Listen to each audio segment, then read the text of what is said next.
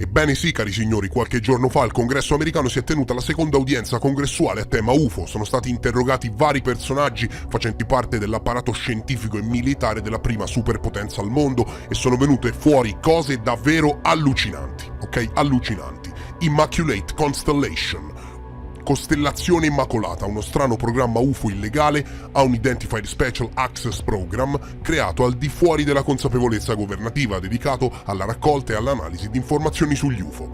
Il Congresso adesso vuole vederci chiaro, ok? E quello che è venuto fuori ha dell'incredibile. Il documento ufficiale relativo a questo programma occulto del Pentagono è stato consegnato ufficialmente al Congresso, che ne ha appreso tutti i dettagli e, siccome mi piace sempre toccarla piano, tradotto integralmente l'udienza al Congresso.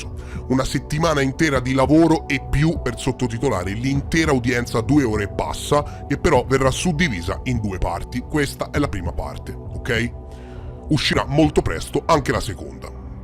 Lascia like perché sul serio è stato un lavorone degno di nota, il quale ha richiesto ricerca e tempo per fornire una traduzione coerente con tutti quelli che sono gli acronimi, le agenzie governative, no? E quando si entra nello specifico di determinati contesti come l'aerospazio, la politica eccetera, la traduzione si fa piuttosto dura.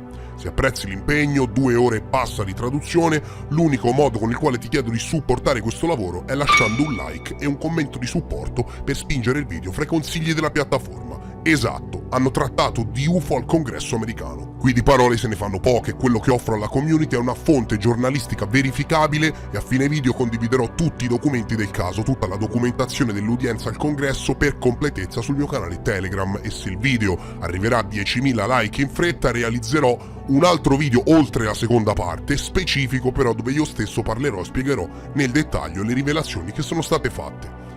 Quella che viene offerta qui è una risorsa giornalistica open source, come se ne vedono poche in Italia, relativa alla migliore traduzione possibile dell'udienza UFO al Congresso americano tenutasi a novembre 2024. Lascia un like adesso, lascia un like a questo video, lascia un commento di supporto e mettiti comodo, perché stai per essere informato in merito al segreto governativo più profondo della storia dell'uomo.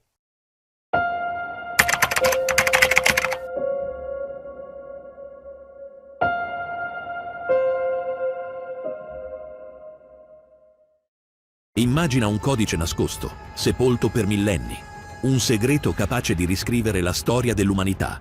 Codex Omega è il viaggio definitivo attraverso le verità proibite dei nostri antenati. Siti megalitici impossibili, oggetti fuori dal tempo, culti neolitici perduti, antiche divinità sanguinarie, tecnologie avanzate nell'antichità e molto altro ancora. Tutto ciò che credevi di sapere sta per essere stravolto. Non è fantascienza, ma storia da decodificare. Questo libro cambierà per sempre la tua concezione del passato. Risolvi l'enigma prima che sia troppo tardi. Codex Omega, il nuovo libro di Omega Click. Disponibile dal 15 dicembre. Good morning and welcome to today's historic hearing, which I'm co-chairing with Mr. Grothman, whose subcommittee held an important hearing on this topic last year. I want to thank my colleagues on the Oversight Committee, including Mr. Burchett, Mr. Burleson, Ms. Luna, Mr. Moskowitz, Mr. Garcia, for their relentless drive to get answers on UAPs. They've been steadfast in demanding transparency on the sightings reported by military pilots and armed forces. Their commitment to digging for the truth is exactly what this country needs to cut through the secrecy surrounding this issue.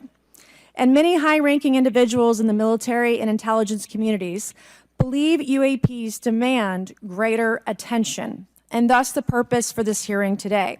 Former National Security Advisor H.R. McMaster said on Bill Maher's program that, quote, there are phenomena that have been witnessed by multiple people that are just inexplicable by the science available to us. Army Colonel Carl Nell, a member of the federal government UAP task force, said at a conference this past May that non-human intelligence exists. Non-human intelligence has been interacting with humanity. This interaction is not new, and it's been ongoing, and there are unelected people in the government that are aware of that. But UAPs remain a controversial topic. I'm not going to name names, but there are certain individuals who didn't want this hearing to happen because they feared what might be disclosed. But we stood firm. No amount of outside pressure would ever keep me from pursuing a subject to ground come hell or high water. On that score, I want to thank our witnesses for being here. We have before us a panel of individuals accomplished in the military, in civilian government, in science, and in journalism. Some of the testimony you will hear them deliver today does not reflect well on influential individuals and agencies within the U.S. federal government and perhaps some of our contractors. It's never easy to present such information publicly. So I appreciate our witnesses voluntarily agreeing to being here today. This hearing is intended to help Congress and the American people to learn the extent of the programs and activities our government has engaged in with respect to UAPs and what knowledge it has yielded. This includes, of course, any knowledge of extraterrestrial life or technology of non-human origin. If government-funded research on UAPs has not yielded any useful knowledge, we also need to know those facts. Taxpayers deserve to know how much has it been invested, how much has been spent. They shouldn't be kept in the dark to spare the Pentagon a little bit of embarrassment. The reality is, despite their enormous taxpayer-funded budgets, the transparency of the Defense Department and the intelligence community have long been abysmal. The Pentagon has failed 6 consecutive audits. In fact, it's never actually passed one. Adding to this is a runaway overclassification of documents and materials, a reluctance to declassify materials when appropriate, and at times an outright refusal to share critical information with Congress. In short, it's not a track record that instills trust. So Congress has tried in recent years to lift the veil and find out if information about UAPs is being withheld, not only from the American public, but also from their elected representatives in Congress. Part of the transparency effort was legislation created in the Pentagon, the All-Domain Anomaly Resolution Office, or AARO, but the new office is struggling to get its footing. A recent statutorily required report from AARO intended to illuminate the government's historic assessment of UAPs was heavily criticized by those seeking UAP transparency. The report has stoked suspicions AARO is unable, or perhaps unwilling, to bring forward the truth about the government's activities concerning UAPs. I'm disturbed that AARO itself lacks transparency. Even its budget is kept from the public. So if there is no there, then why are we spending money on it, and by how much? Why the secrecy if it's really no big deal and there's nothing there? Why hide it from the American people? Because I'm not a mathematician, but I can tell you that doesn't add up. I expect some of our witnesses to share their views on that AARO report. We will also hear from the witnesses today allegations of UAP-related misinformation and disinformation by government officials of which they are personally aware and directly experienced. And we will hear testimony today concerning recent revelations about a purportedly secret UAP program whose existence and findings may have been improperly withheld from Congress. But before we get to the witnesses, we're going to have a few more opening statements from our colleagues. And one thing I wanted to add at the end of my closing statement is there is a document that will be entered into the congressional record today. Mr. Tim Burchett from Tennessee has this document, and we just distributed it to every member up here on the dais of this document. But this is going to be the original document from the Pentagon about Immaculate Constellation that Michael Shellenberger delivered to Congress today. So thank you, Mr. Shellenberger, for this information. We are all reading it in real time now, and Mr. Burchett will enter it into the record. But 12 pages about this unacknowledged special access program that your government says does not exist. So with that, I would acknowledge my colleagues, Mr. Garcia. I want to say, first of all, to Mr. Connolly, who cannot be here today, the ranking member on my subcommittee on cybersecurity, I want to say that I was greatly saddened to hear about the recent news of Mr. Connolly's cancer diagnosis, and I want to convey to him and to all of our colleagues, we wish our very best to you and a full and speedy recovery. And with that, I would acknowledge Mr. Garcia for 5 minutes. Thank you. Thank you very much, Chairwoman. I want to thank the Chairwoman and the Chairman both for their continued support and really treating this this discussion and these hearings in a way that's bipartisan. I think one thing that's very important for all of us that are interested in the conversation around UAPs is that this is an area that both Republicans and Democrats, where we may disagree in a lot of other spaces, this is an area where bipartisanship is really important. And in fact, I would add it's critical that we all continue to work together in a way that moves forward with the truth and important disclosure. So we're here to have a bipartisan and serious conversation, I believe, about our national security. We should always ground these conversations in facts, evidence, and the data in front of us. I want to note that we have our witnesses here, and I want to thank you all for being here, and note that also amongst you have folks that have also served us in our military. And I know that for many of you, this has been a difficult process, but I'm very grateful to have you with us today, and thank you for joining us. I also want to note that today's hearing builds on a quite, I think, also historic public hearing that we had many months ago that Mr. Grothman and others helped lead in this very same hearing room, where I believe we began a really important public conversation about UAPs. And so I want to thank him for that, and I especially want to thank Chairwoman Mace for her continued advocacy on this topic. I also want to start with some facts. We know that there are objects or phenomena observed in our airspace, as our witnesses will testify, and also possibly in our oceans. In many cases, we don't know what they are, and this is, of course, why we're discussing UAPs.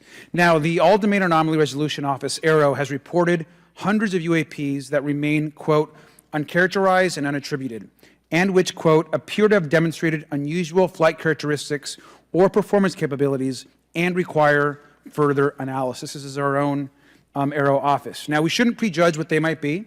I'm certainly not going to. We need evidence. But what we are detecting things, and we know that we don't understand them, and this is worth investigating.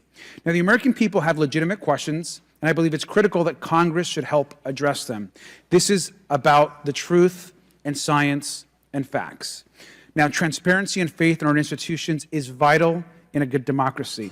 Now, I'm proud to say that this hearing will build on that important bipartisan work, and I want to thank everyone for being involved, including members of our committee. Now, in our last hearing in July, we heard testimony that a significant number of pilots of major airlines have witnessed UAPs as well, but have no real confidential way of reporting them to the government. We heard that commercial pilots who encounter UAPs may be hesitant to speak openly due to stigma or fear of retaliation. We also know that AARO has reported that, and I want to quote, that most reports still reflect a bias towards restricted military airspace, a result of reporting from military personnel and sensors present in such areas. And so the lack of ability for civilian pilots raises real safety concerns and limits our ability to understand UAPs. This is a particular piece of this conversation that I am very interested in. Now, our last hearing inspired us to introduce the Safe Airspace for Americans Act, joined by Chairman Grothman, Chairwoman Mace, and a bipartisan group of co-sponsors. I see some of our leaders from Safe Airspace for Americans Act here, and that would create a safe reporting for UAP process, which we want to continue to do. Now, members of both parties and senior officials in multiple administrations have now taken an interest in this issue.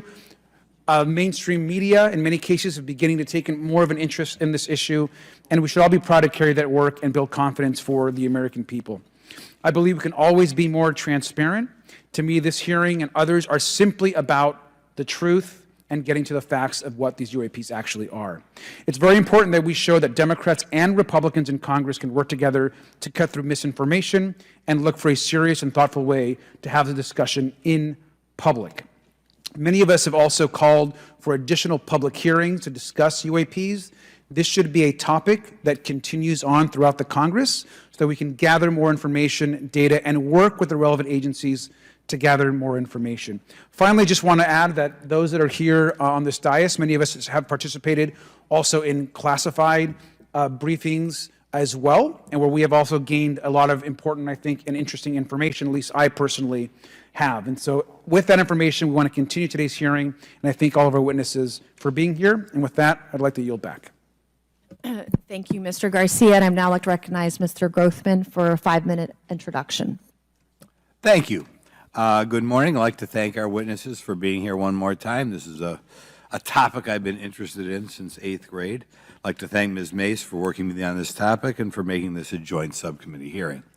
Last year, the Subcommittee on National Security, the Border and Foreign Affairs held an historic hearing to understand the potential national security risk of unidentified anomalous phenomena, or UAPs. We heard from former Navy Commander David Fravor, who shared firsthand experience with the UAP he engaged while on duty in the Pacific. We learned from David Gresh, a former member of the intelligence community, who revealed the supposed existence of secret government programs hidden from congressional oversight. Additionally, former military pilot Ryan Graves informed us of the limited ways in which the military and commercial pilots can report UAP sightings. Since that last hearings, I've led several briefings with government agencies to deepen my understanding with these issues. First, the Department of Defense Inspector General's Office informed us that the Department of Defense does not have a streamlined process for service members to report UAP activity. Since then, the Joint Chiefs have implemented standards for UAP reporting across the services. The Intelligence Community Inspector General informed us that whistleblowers often fear retaliation for reporting mismanagement of highly sensitive government projects or information. Finally, AARO has expressed to the committee that, like any other federal government agency, it's faced challenges in its establishment, specifically in hiring staff to manage UAP historical records and coordinating with other federal agencies. While these agencies have been helpful to us in understanding the challenges that come from collecting UAP data, none of them have been able to substantiate the claims made at this hearing last year by David Grush. Despite our committee members endlessly questioning these agencies inside and outside of a skiff, I hope our witnesses today will be able to provide evidence and content that is worthwhile to our pursuits of eliminating government waste and increasing transparency. To help alleviate some of the roadblocks, I'm supportive of measures that were included in last year's National Defense Authorization Act to increase transparency and improve record-keeping measures when it comes to UAPs. But I believe there's still more work to go. I co-led the Safe Airspace for Americans Act with Ranking Member Garcia, which requires the Federal Aviation Administration to develop procedures to collect UAP data from civilian aviators. I look forward to working with members of Congress to see that this legislation and other UAP legislation crosses the finish line. I'm deeply alarmed by the reporting of the massive drone swarm that flew over Langley Air Force Base in Virginia last December. Langley is the home of the 1st Fighter Wing, which maintains half of the F-22s in the U.S. Air Force inventory. Reports of this incident indicate these drones were roughly 20 feet long, flying more than 100 miles an hour at an altitude of over 3,000 feet. Yet the origin of these drones and their operators remains a mystery. This incident and other sightings near sensitive military installations highlights the complexity of the UAP challenge facing our intelligence, defense, and homeland security committees. Whether these phenomena are the result of foreign adversaries developing advanced technologies or something else entirely, we must take them seriously, investigate them thoroughly, and assess their implications on national defense. The repeated UAP sightings around sensitive military sites underscores the need for innovative defensive strategies beyond traditional measures. They also highlight the urgent need for updated policies to address emerging threats as well as more effective interagency cooperation and intelligence sharing. However, none of this is going to be possible without transparency. For far too long, critical information about UAPs has been either classified or ignored, leaving the American public and key congressmen without clarity needed to make informed decisions. Declassifying reports and fostering a more open dialogue about UAPs will not only increase the public trust, but also encourage collaboration between government, the scientific community, and our allies. Quite frankly, there's been things that have been kept secret that is, I think, old enough that there is no reason it shouldn't be released, regardless of any so-called, private information. A transparent approach will allow us to share insights, identify patterns, and develop new strategic defenses. As we continue to investigate these phenomena, we must do so with a mindset of protecting our country, advancing scientific discovery, and upholding the trust of the American people, who right now I don't think have trust, and it's just obvious I don't have trust. We cannot shy away from the unknown, especially when the stakes are so high. I look forward to discussing these matters with the witnesses today. I'm hopeful we can learn from the testimony and come out of this hearing with actionable ideas to advance UAP transparency. Actually, the idea is just to say, in my mind, go back 15 years and everything has to be released. I'm hopeful that we can learn from their testimony and come out of this hearing. And with that, I yield back. Thank you. I will now recognize Mr. Moskowitz for a 5-minute introduction. Thank you, Chairwoman. Good morning, everyone. I first want to thank the chairs and ranking members for holding the hearing today on this topic and, again, having a second hearing. I want to thank the witnesses for coming forward today to share your expertise on UAPs and the need to build trust through transparency. But first, I want to mention, you might be wondering why Chairman Comer has allowed me to be a ranking member today, but it's really only because our dear friend, Jerry Connolly, is not here.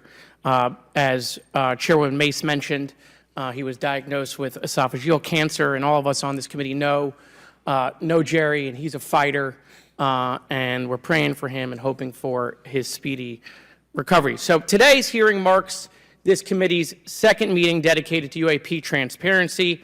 I was pleased, as I know all of us are, on the bipartisanship that existed in last year's hearing, and even though we can't talk about what happens in the classified settings, the bipartisanship that has existed in those settings with the questions members have asked.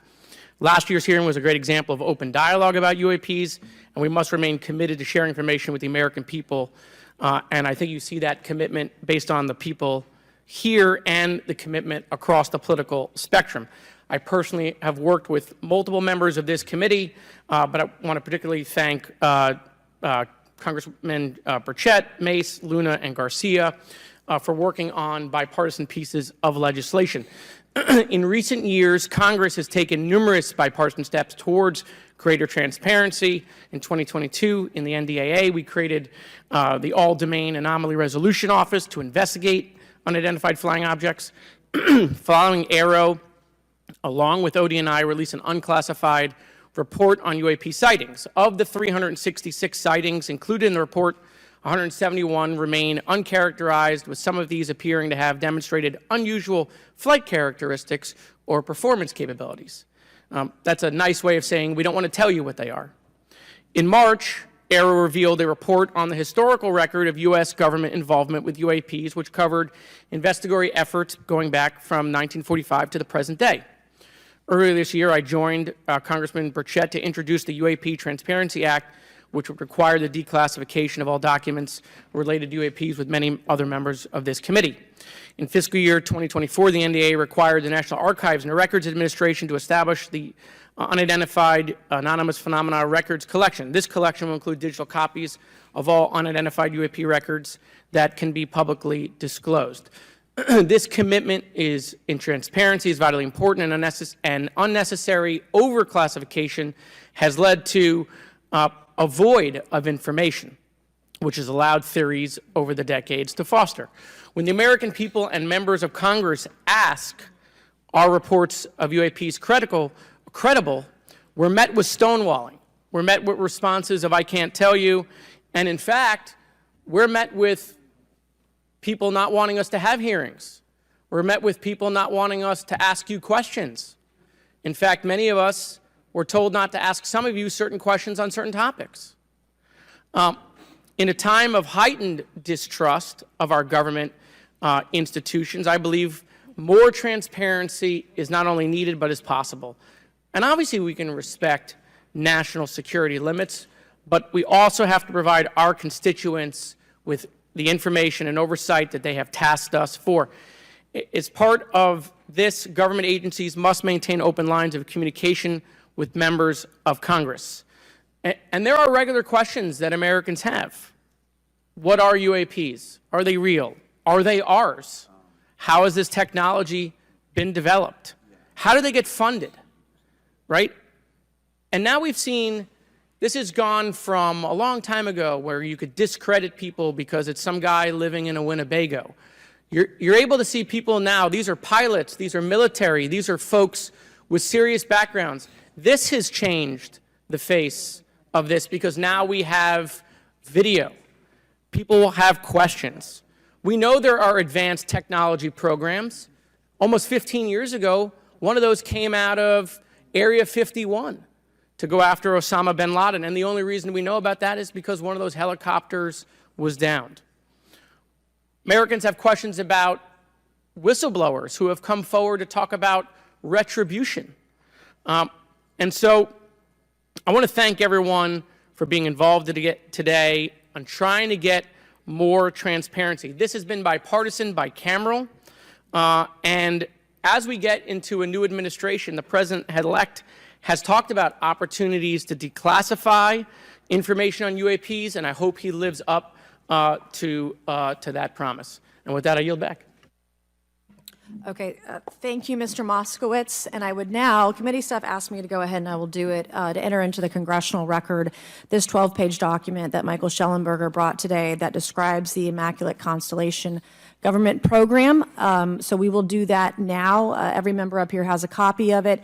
The first section talks about the unacknowledged special access program called Immaculate Constellation, and the second section about USG imagery intelligence. And Representative Luna just told me if I say Immaculate Constellation, I'll be on some list, maybe a FISA warrant. So come at me, bro, I guess. But without objection, entered in the record.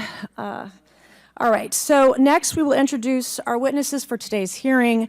Thank you so much for being here. Our first witness is retired Rear Admiral Tim Gallaudet, who retired from the U.S. Navy and is now the Chief Executive Officer at Ocean STL Consulting. Our second witness is Mr. Lou Elizondo, a former Department of Defense official and author of a recent bestseller book about UAPs.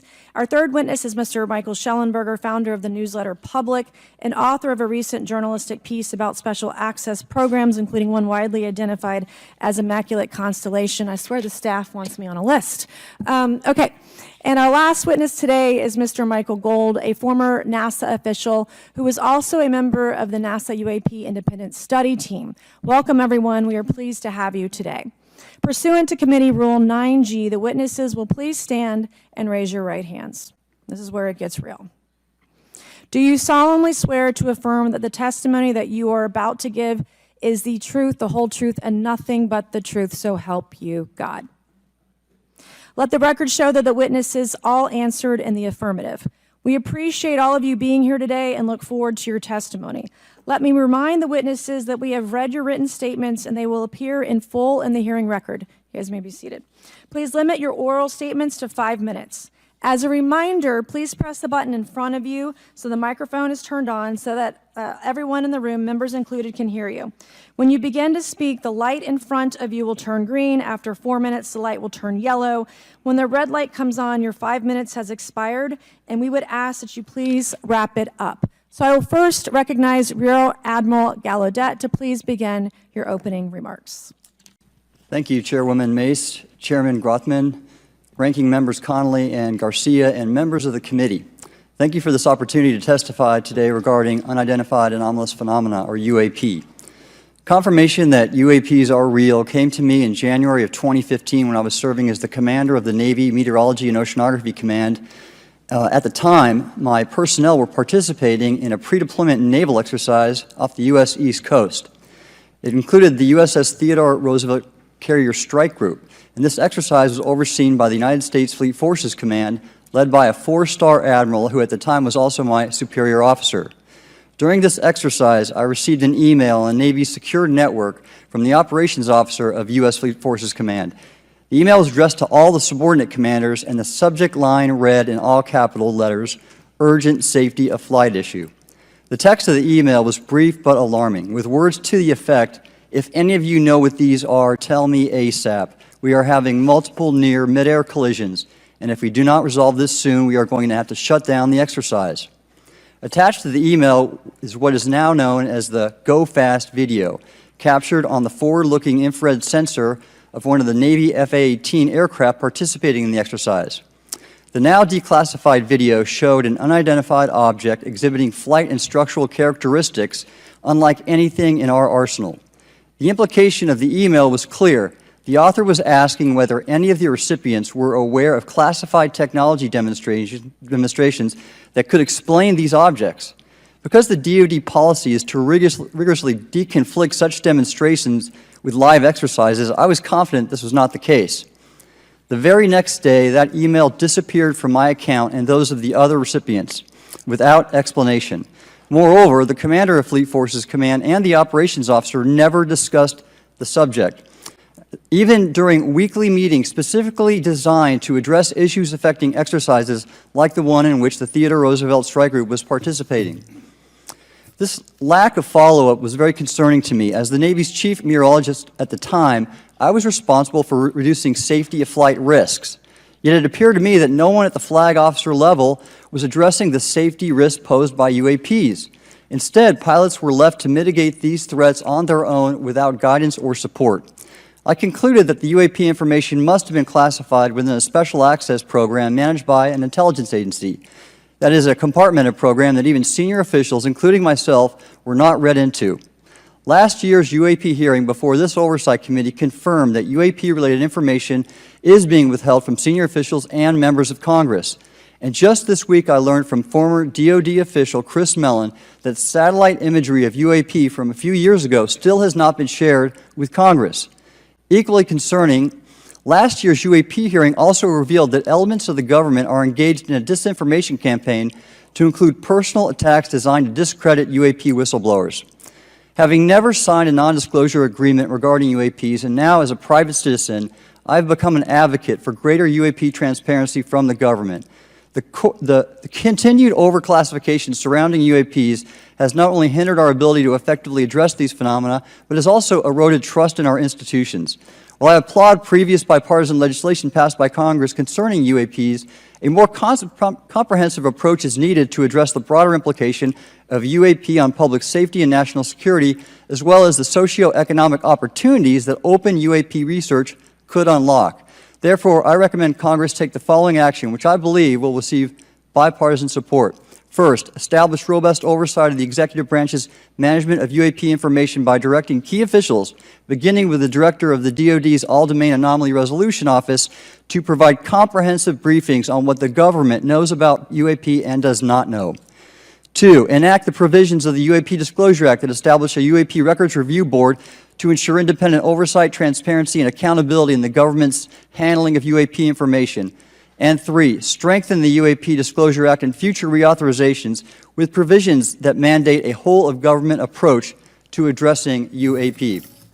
In closing, I will share my personal reasons for speaking out on this topic.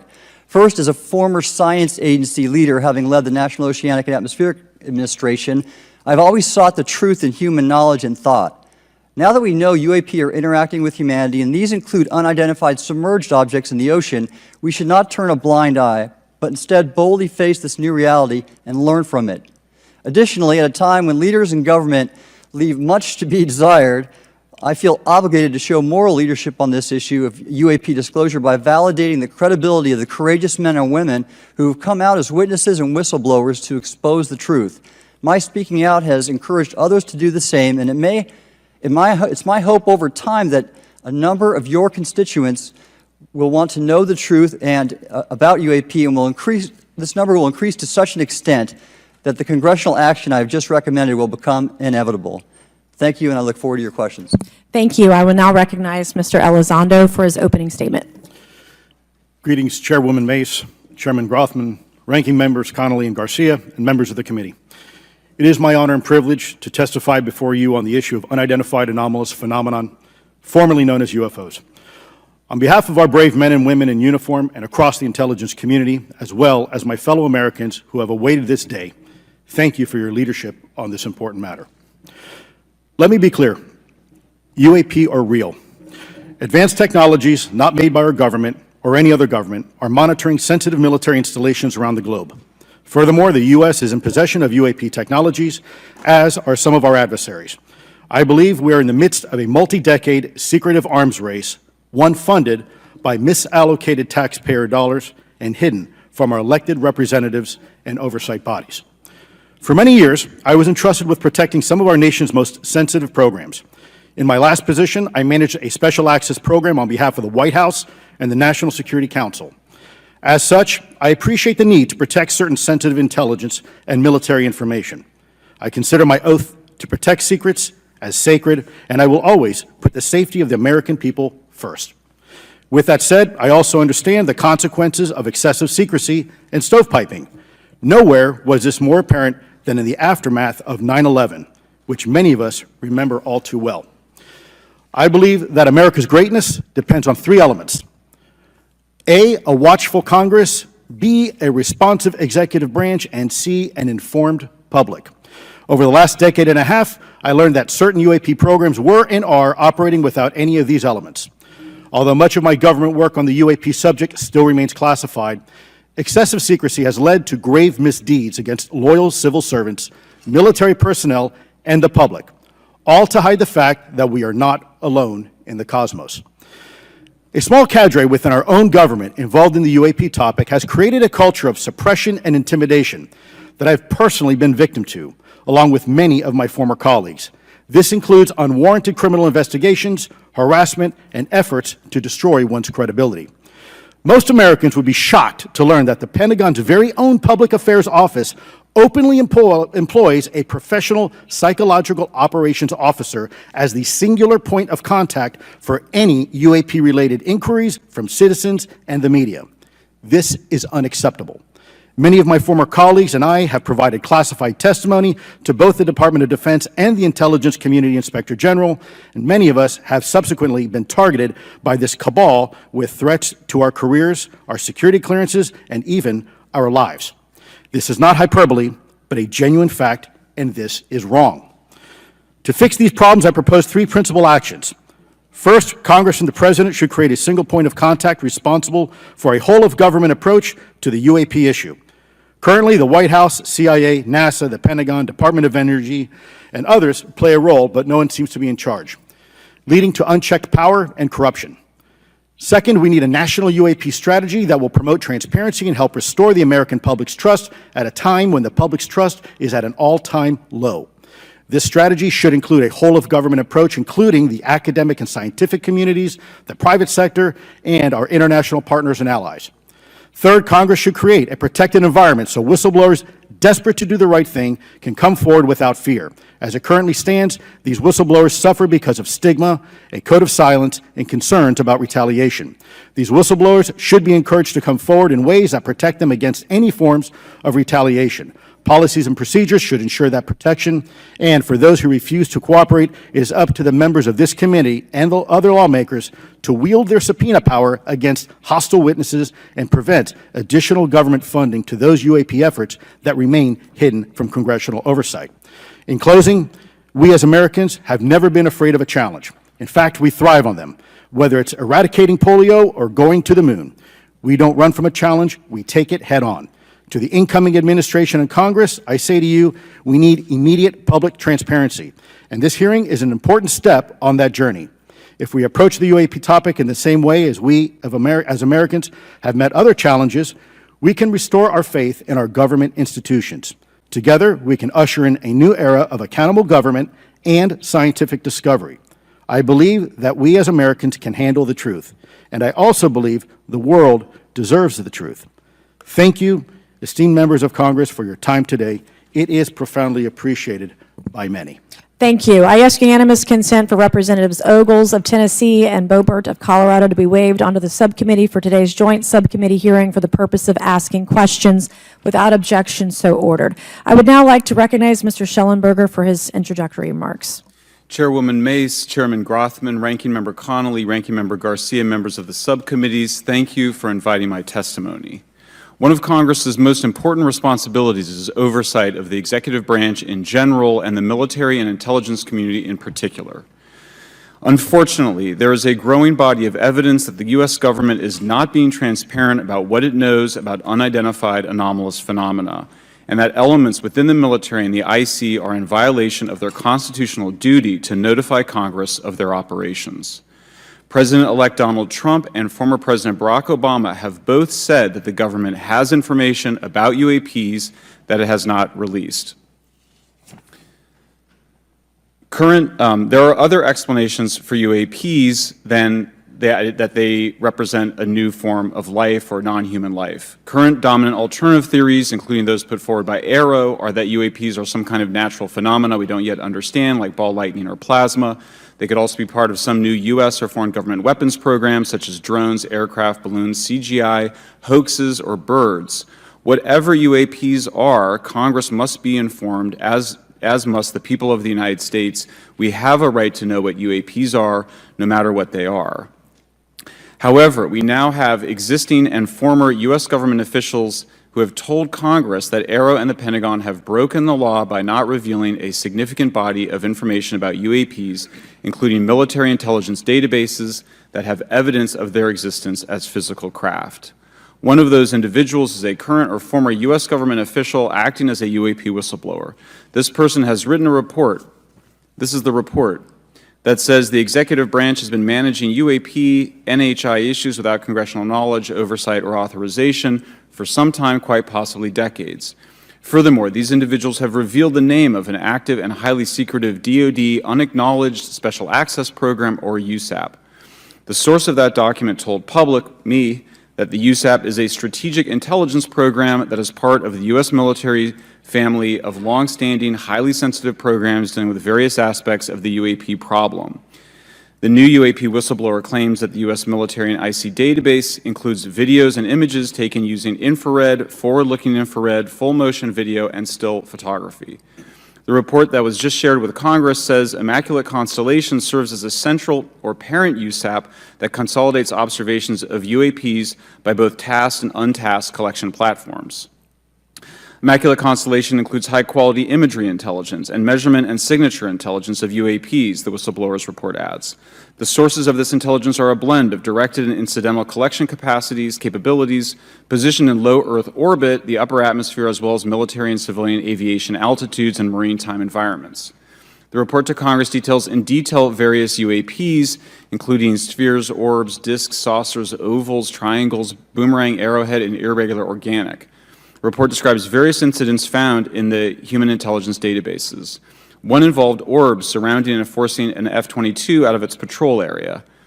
In another incident, the crew of a Navy aircraft carrier watched a small orange-red sphere rapidly descend from a high altitude of 100 to 200 yards directly above the flight deck of the CVN, or aircraft carrier. And since my reporting on this Immaculate Constellation last month, another source came forward who told me that they saw a roughly 13-minute-long, high-definition, full-color video of a white orb UAP coming out of the ocean approximately 20 miles off the coast of Kuwait. It was filmed from a helicopter. Then halfway through the video, the person said the orb is joined by another orb that briefly comes into the frame from the left before rapidly moving again out of the frame. The person discovered the video on SIPR, the Secure Internet Protocol Router Network, which the DoD uses to transmit classified information. A leading UAP researcher who utilizes the Freedom of Information Act to find out what the government knows, John Greenwald, told me last year that the U.S. government had been increasingly denying his request for UAP information. He has been doing FOIA requests for 27 years and has an archive of 3 million pages. The government has for decades denied any interest in UFOs, he told me, but the documents that he has assembled show that behind the scenes it was a completely different story. Contrary to the hopes of many advocates of transparency, the government has been restricting more information since the leak of 3 UAP videos in 2017. The DoD organization Arrow has been labeling many documents with a B7 exemption, which Greenwald says does not make any sense. They're stating that anything Arrow does is involved in law enforcement investigation, which allows Arrow to not release it. Greenwald says that the DoD has denied the existence of a UAP and ATIP-related records on multiple occasions, only to acknowledge them after an appeal was filed. He added that the Naval Air Systems Command in March 2022 stated they found no additional UAP videos. It seemed strange that they had 3 and only those 3, but other requests had been filed by the Black Vault, that's John Greenwald's group, to seek out more places UAPs might be hiding. Then in September 2022, the Navy admitted that the UAP-related videos and photographs existed, but denied the request in full for their release, saying that the requested videos contain sensitive information that are classified and exempt from disclosure. The DoD will deny things on a Monday and then admit to it on a Friday, said Greenwald. He said the government can and does release videos that protect secret methods of capturing it. They fall back on the sensitive platform excuse a lot, he said. However, the on-screen information can be blurred and scrubbed. The metadata can be removed. I'll show you this example here. This is a presentation from the UATP task force. This is completely absurd. It's nuts, this level of censorship, of redaction on a document. It shows the redaction of how many reports they've collected, for how many years. 2 of the 3 potential explanations are blacked out. The Pentagon, the intelligence community is treating us like children. It's time for us to know the truth about this. I think that we can handle it. Thank you very much. Thank you. I would now like to recognize Mr. Gold for 5 minutes. Thank you, Chairwoman Mace, Chairman Grothman, Ranking Members Connolly and Garcia, Representative Moskowitz, and distinguished members of both subcommittees. I'm grateful to all of you, as well as your intrepid staff, for the opportunity to testify, and would like to begin by discussing courage. Courage is what it takes to tackle this topic, and courage in the face of adversity is what I see in front of me, beside me, and behind me. Per my introduction, I am currently the Chief Growth Officer at Redwire Space and have had several leadership positions at NASA. That being said, I want to be clear that I am speaking exclusively on my own behalf and not for Redwire, NASA, or any other organization. However, I am here today to speak out for science. Science requires data, which should be collected without bias or prejudice. Yet, whenever the topic of UAP arises, those who wish to explore the phenomena are often confronted with resistance and ridicule. For example, members of the NASA UAP Independent Study Team, particularly those in academia, were mocked and even threatened for simply having the temerity to engage in the study of UAP. Our best tool for unlocking the mystery of UAP is science, but we cannot conduct a proper inquiry if the stigma is so overwhelming that just daring to be part of a NASA research team elicits such a vitriolic response. Therefore, one of the most important actions that can be taken relative to exposing the truth of UAP is to combat the stigma, and this is where I believe that NASA can be eminently helpful. The NASA brand is synonymous with hope, optimism, and credibility. If you were to take a walk down the National Mall, you would immediately see the NASA logo on T-shirts, hats, and bumper stickers. Few federal agencies enjoy this kind of popularity. I've never seen anyone wearing an Office of Personnel Management T-shirt, which is why NASA could play such an influential role.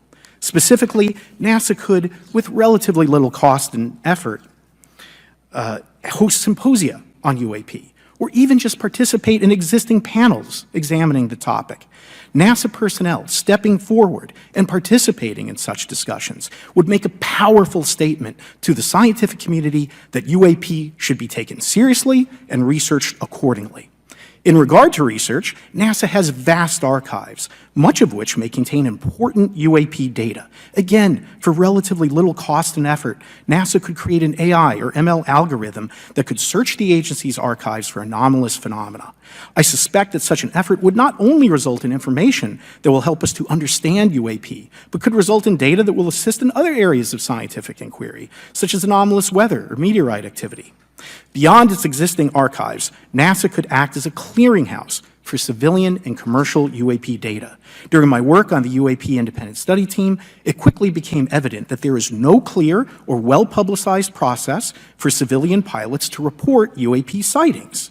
The stigma associated with UAP hampers the number of pilots that would report such phenomena, but even for those who overcome the stigma, I believe the current FAA guidance is largely unknown and poorly understood. In order to effectively collect UAP data, the independent study team recommended the use of NASA's Aviation Safety Reporting System, or ASRS. This system, which is administered by NASA and funded by the FAA, provides a confidential means for the reporting of safety violations in a voluntary and non-punitive manner. Over 47 years, the ASRS has collected nearly 2 million reports. ASRS is the perfect tool to collect UAP data, which could then be collated by NASA and shared with the public at large. Leveraging ASRS could create a treasure trove of UAP data, potentially hundreds of thousands of reports, supporting this hearing's goal of exposing the truth. And I'm grateful to our 2 co-chairs and other members who have already incorporated this idea into proposed legislation.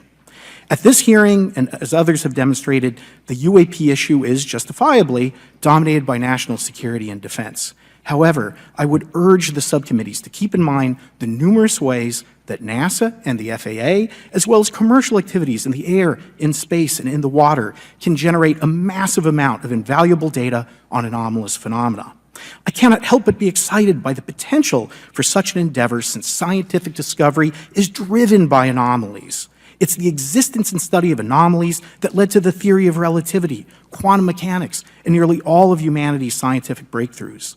This is why the study of UAPs should be embraced, since whatever is occurring, the chance to garner new knowledge should never be ignored.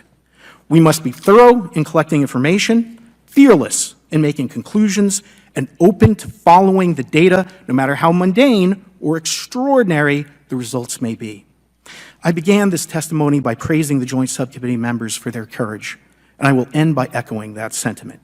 As the saying goes, the truth is out there.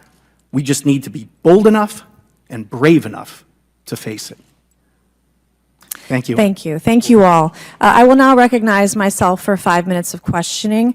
I have a lot of questions, and I have a lot of witnesses. So I would just ask, if it's yes or no, to please just tell me yes or no. If it requires more than that, be very succinct, because I would like to go down the line and ask as many questions as possible. So for the Admiral this morning first, former DoD official Chris Mellon reached out to you about satellite imagery from 2017 that depicts a UAP. What were the dates in 2017 when this occurred? I can't share with you the details, ma'am, but I can do it in a closed setting, and I can also tell you the agency that wrote a report on it. Okay, so who has the imagery? I can tell you that in a closed setting. Can you describe what was depicted in the satellite imagery? Just a description. It was a UAP, ma'am. That's it? No other description? The term that the analysts used, they called it the button. It was a disc-shaped object. Okay, where was it? I can't tell you that, ma'am. Okay. All right. Okay, Mr. Elizondo, you stated in your testimony that, quote, advanced technologies not by our government or any other government are monitoring sensitive military installations around the globe, end quote. If these technologies are not made by any government, who's making them? Private companies, or are you implying they are crafted by a non-human intelligence? Well, ma'am, that's precisely why we're here. The problem is that, temporally speaking, over decades, not just the last 10 years, to put this in perspective, when are these private companies you're implying, or is this non-human intelligence? It may be both. Okay. When it comes to Blue Force Technologies, I would not be able to discuss okay. that. Are you read into secret UAP crash retrieval programs? We would have to have a conversation in a closed session, ma'am. I signed documentation 3 years ago that restricts my ability to discuss specifically crash retrievals. I submitted for my book through the DOPSR process, which took a year for it to be reviewed. And what is in the book is what I was told I'm allowed to talk about. Has the government conducted secret UAP crash retrieval programs, yes or no? Yes. Okay, were they designed to identify and reverse engineer alien craft, yes or no? Yes. Does the U.S. government have any reverse, okay, we already answered that question about retrieval programs. Do any U.S. contractors have the same? I would prefer to address that in a closed session, ma'am. Okay. In your book, you mentioned government employees who've been injured by UAPs, placed on leave, and receiving government compensation for their injuries. Is that correct? That is correct. How can the government deny we have recovered craft if they're paying people because they've been injured by recovered craft? Ma'am, that's a great question. That's why I think we're here again, because I've seen the documentation by the U.S. government for several of these individuals who have sustained injuries as a result of a UAP incident. It's a crazy idea, right? The hypocrisy and the logic. Okay, Mr. Shellenberger, I'm going to say it again to be very clear. Immaculate Constellation. What's its mission and how are they funded? Its mission is to, as I stated, its mission is to, it's an unacknowledged special access program. Its mission is to document UAPs. Okay, and do you, for your story and your report, do you have more than one credible source? I do. Sourcing, okay. I do. And then why do you believe your sources to be credible? How do you judge the veracity of the documentation you've been provided about this program? I checked the sources, and they are who they say they are. They are current or former government officials. Mm-hmm. I wanted to also add that I did not specify that they were Defense Department employees. I didn't specify the agency nor the gender. Would they have included non-government employees, people that aren't employed by the government? I'm comfortable saying that these are government or previously government employees. Any of them currently employed by a private contractor or private contractors? I'd rather not say. Okay. What's the key takeaway, just a few seconds, about the Immaculate Constellation document you provided us today?